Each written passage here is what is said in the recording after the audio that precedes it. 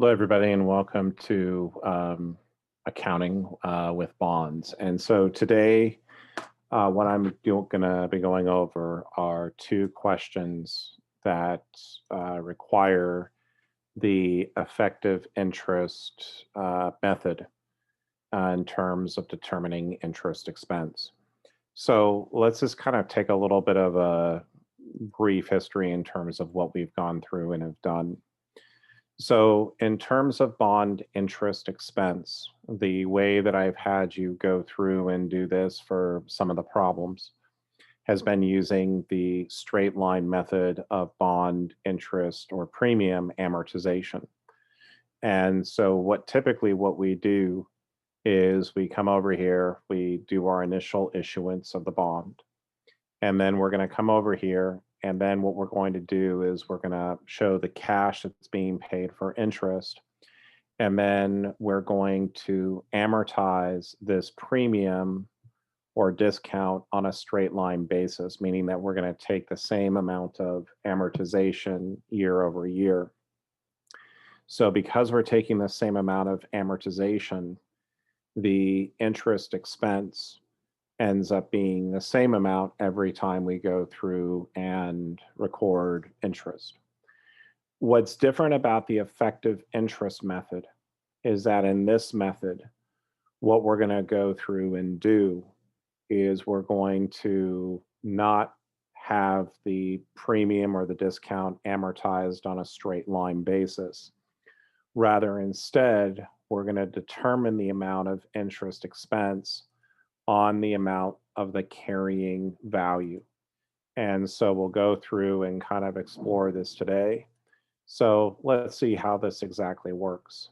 So YYZ issued $10 million of bonds on January 1st, 2020. The bonds have a 10-year term and pay interest annually. The stated interest rate on the bonds is 8%, and the market rate on the day of the issuance was 7%. Using the effective interest method, prepare the journal entry to record interest expense. Well, as of right here, when I'm looking at this equation, I know immediately that this bond is issued at a premium. And the reason why is because the stated interest rate on the bond is 8%. The market rate on the date of issuance was 7%, so people are going to want my bond. So when I'm doing the bond issuance, I'm going to be debiting cash. I'm going to be crediting bonds payable, and the bonds payable will be for $10 million.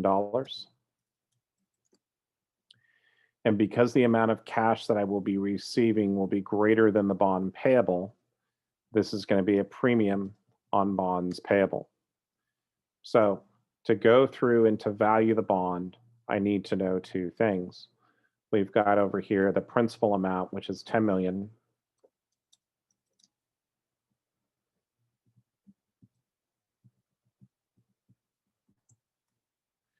And then over here, I'm going to go to the present value of a dollar table.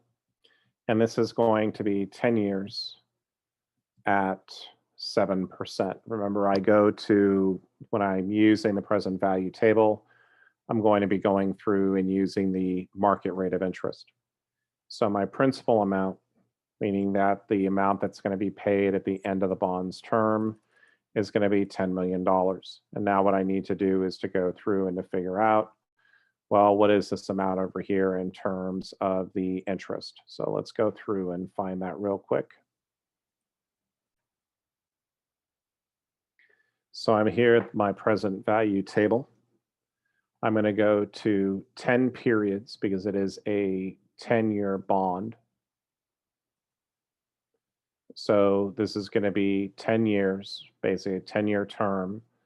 So it's going to be 10. The number of times interest being paid is 10 because it's being paid annually. And my market interest rate is at 7%. So I'm going to go right over here to 7 at 10.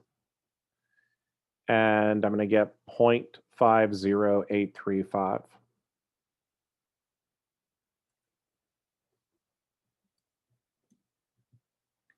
So the present value of the principal is going to be 10 million times 0.50835 for a total of 5,083,500. Now, for this bond as well, we all know that the bond has two different forms of value. The first one is going to be in the principal amount, and the second one is going to be the interest amount. So the amount of interest that's being paid each year is going to be $800,000, or this 10 million times 8%. And I use the stated rate of interest because that's how much is being paid.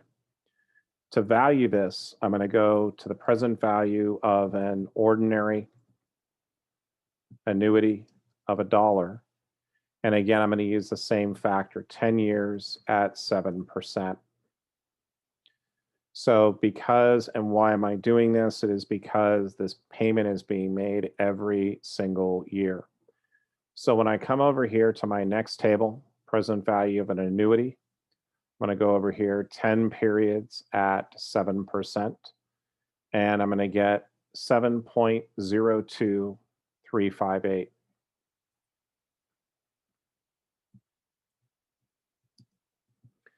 The present value of the interest payments is going to be 800,000 times this value here. So the total cash proceeds from the bond issuance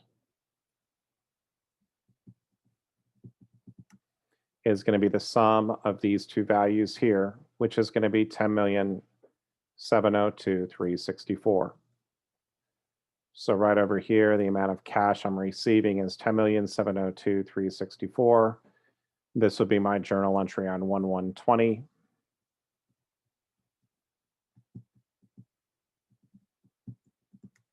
My difference is going to be the difference between the face value of my bond or what's going to be going over here to my premium. Okay.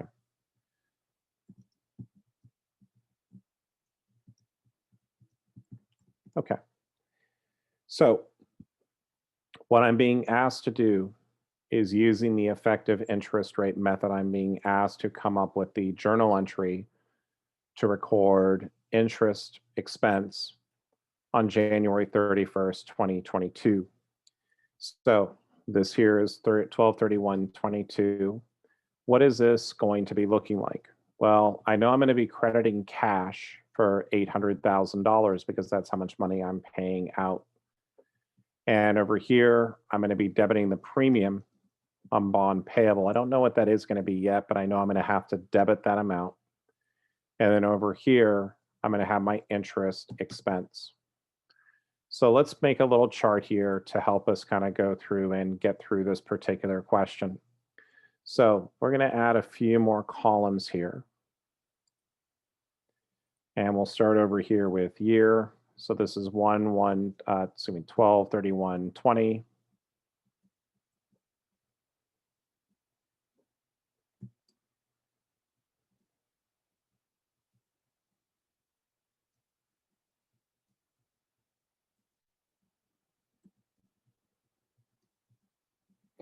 And it's a 10-year bond.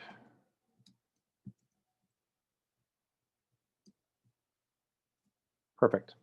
Okay.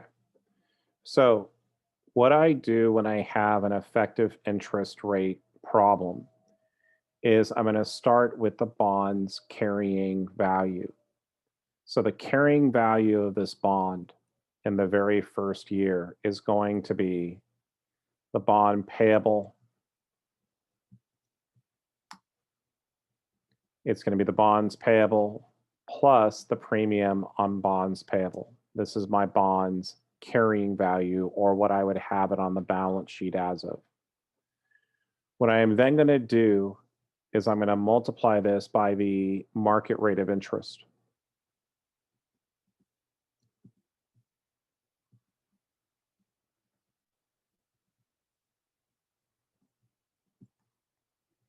Which in this case here is going to be 0.07. As soon as the market rate is defined, we're always going to be keeping that amount. So my interest expense is going to be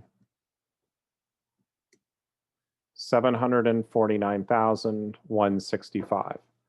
That will be the amount of I record for my interest expense. Now, the next thing I'm going to go through and do is I'm going to compare this to the cash being paid.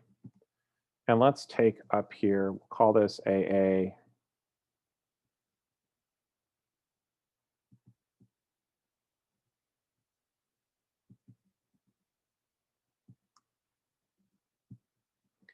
So my cash being paid is never going to change. I'm always going to be paying $800,000 every year for interest. But as we can kind of see here, there's a difference between my interest expense and the cash being paid. And what this is going to be in this case right here, this is going to be my premium amortization. So right over here, I subtract the cash paid from the interest expense, and this tells me how much I'm amortizing my premium by. Now, why this becomes important is that what you kind of saw in some of these other questions that I was going through and doing is that the premium amortization was relatively simple, right? Because what we're trying to do is with this premium is we're trying to go through and reduce it so that when we're actually ultimately paying off the bond, this premium on bonds payable is going to go down to 0. So right over here, we'll just call this premium on bonds payable.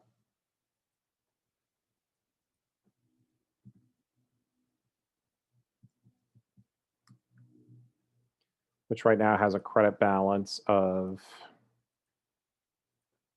$702,364. So I've got my premium amortization. And if we can kind of remember going back to what I have to do is reduce this down to 0. So my ending carrying value for the bond is going to be AA minus EE or GG. And so right here, this is going to be 10,702,364 minus 50,835. So this ending carrying value becomes my beginning for the next year. And so what we want to see ultimately happen is we want to see this bond's carrying value go down just to 10 million. So now over here, I've got my market rate of interest. This isn't changing. So in the second year, and what's really important is I'm being asked to do this as of December 31st, 2022. So in order to complete this question, what I'm going to have to go through and do is to figure out what my interest expense is going to be every single year. So over here, my interest expense for year 2 is going to be $745,607. The amount of cash I'm paying for interest never changes. The amount I'm going to be amortizing my premium by is going to be right over here at $54,393. So let's just put in some numbers here. So this was for 2020. And then for 2021, it's going to be here. So my ending carrying value of my bond is going to be $10,597,137. And when we have a premium situation, we want to continue to see this decrease. And why is that? Because at the end of year 10, this is where it should be going to. Okay. So let's now go to our next year. The ending balance becomes my beginning balance for the following year. And my interest expense is now going to be $741,800. My cash paid never changes. And so my premium amortization is going to be the difference between these two right here. My ending bond carrying value is going to be the difference between these two. And so my 2022, my amortization of my premium is going to be $58,200. So now what I'm ready to do is that this is the values I need. So my interest expense is $741,800. And my premium on bonds payable is $58,200. And this here is going to be to record interest expense. Now, it wouldn't be my problem unless I went through and showed you everything. Let's see what happens by the time we get to the end of year 10. So over here, as we can see, the ending balance in 2022 becomes beginning balance in 2023. The rate of interest is not changing. It's still going to be at 7%. Interest expense, taking the bond carrying value, multiplying it here, and that's how I'm getting those values. And let's just keep on going through here. And let's kind of also at the same time too, look at what's been happening with our premium amortization. Because remember, when we pay back the bond, we want this amount to be down to 0.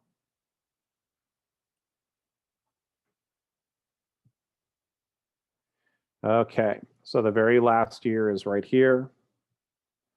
And I'm almost at 0. I'm at $10,011,011, and that's obviously due to the fact that I'm not using the right present value tables. But as we come over here, this is having the desired effect in terms of what we want to go through and see and do, which is that I have a premium that has essentially been fully amortized using the effective interest method by the end of the year. Now, a couple different things. This is a method of recording interest expense, just as like this is a method of recording interest expense. There are two different ways of doing it. It's kind of like LIFO periodic, LIFO perpetual.